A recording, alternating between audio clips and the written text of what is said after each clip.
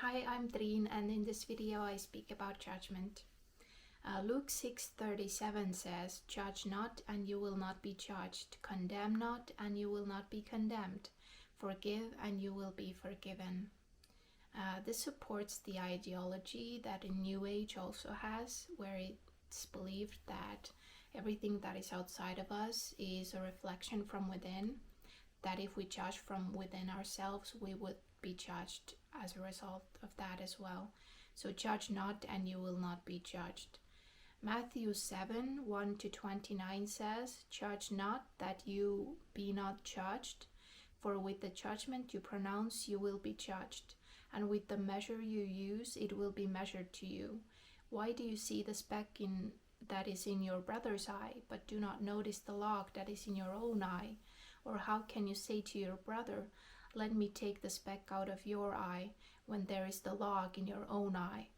You hypocrite, first take the log out of your own eye, and then you will see clearly to take the speck out of your brother's eye."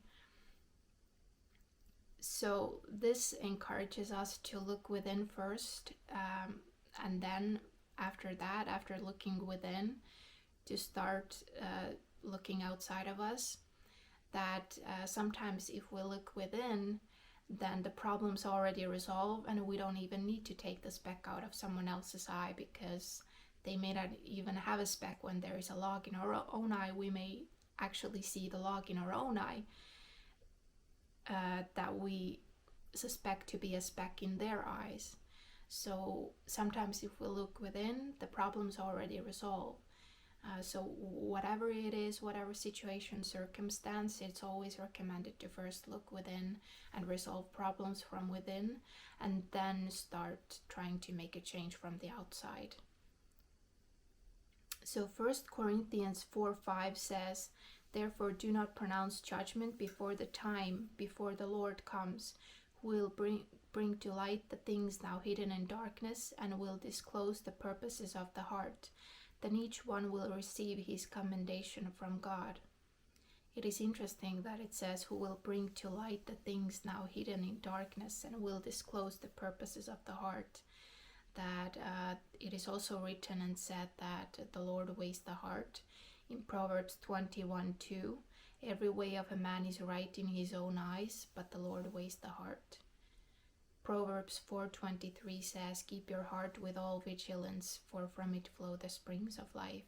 In the New Age field, there is a writer named Trunvalo Melchizedek who once spoke about the heart, how the first thing that forms of a human body is the heart. And as a result of that, the closest connection to God we can have is actually through our hearts. He also spoke about the sacred space of the heart, where everything outside of us is actually also existent within, that it can be accessed from within our hearts. Everything that is outside of us is accessible through our hearts as well, which is a pretty interesting concept, I find. So as a result of that, as the first thing that forms of a human body is the heart, so it makes sense that the Lord weighs the heart first. Though the Bible also speaks about the importance of words, that we would pay attention to words, where Matthew 12:37 says, "For by your words you will be justified, and by your words you will be condemned." This is what Jesus said about the judgment day. In 36 it says, "I tell you, on the day of judgment people will give account for every careless word they speak." So it encourages us to pay attention to our words as well.